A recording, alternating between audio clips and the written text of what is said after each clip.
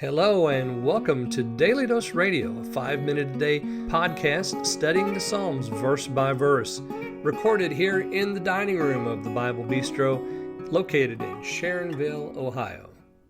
Hey there, friend. Welcome back to Daily Dose Radio here in the Bible Bistro. Come on in here and sit down. Get yourself something hot or cold to drink.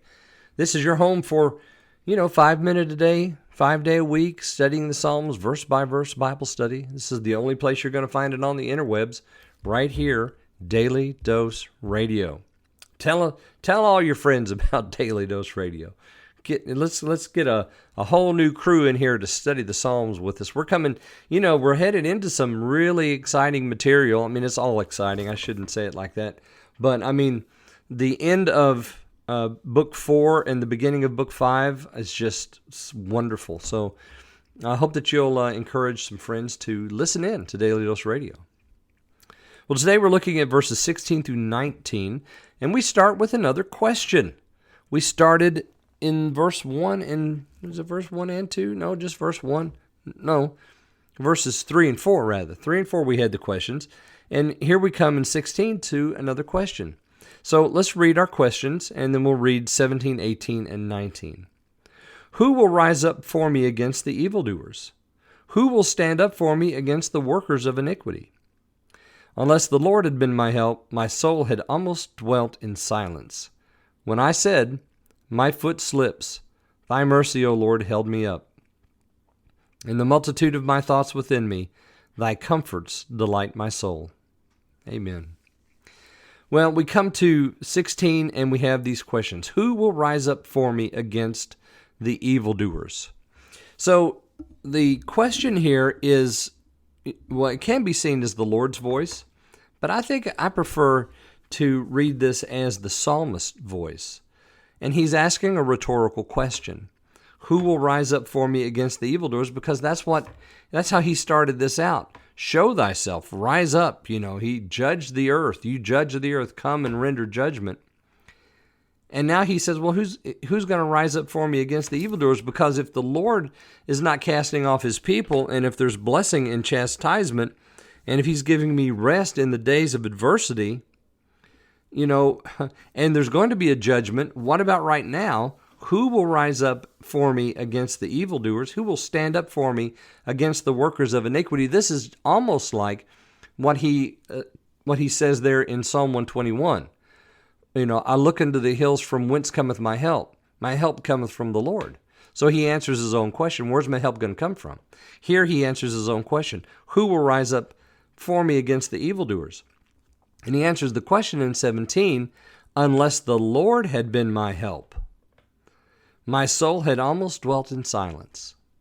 So now suddenly he's taken his eyes off the evildoers, and he's realizing that what he really needs is soulish help. He needs the Lord to make right his heart, his soul. Unless the Lord had been my help, my soul had almost dwelt in silence. That is, gone down to the pit, gone into the grave. When I said, my foot slips, thy mercy, O Lord, held me up. In the multitude of my thoughts within me, thy comforts delight my soul. So who's going to rise up against the evildoers? Who's going to stand up for me against the workers of iniquity? The Lord. But the work and the help that he's going to give is, first of all, is going to be a work in the soul of the believer. That's where the work begins. Just like what he said over here in 13, that thou mayest give him rest from the days of adversity. The adversity is going to be here, friend. It's a part of living this life. But the rest that we have in our soul, that's something unique. That's something that only comes to the man who is being blessed by the chastisement, being taught out of the law, being comforted by the fact that the Lord does not cast off his people. Yeah, so this is the comfort that he has.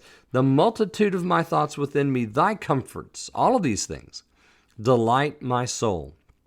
And you notice how the soul is the center here. Also, just compare 18 with, what was that verse in verse 7, when they said, God doesn't see. Well, compare that with 18. I said, my foot slips. Thy mercy, O Lord, held me up. So he cries out.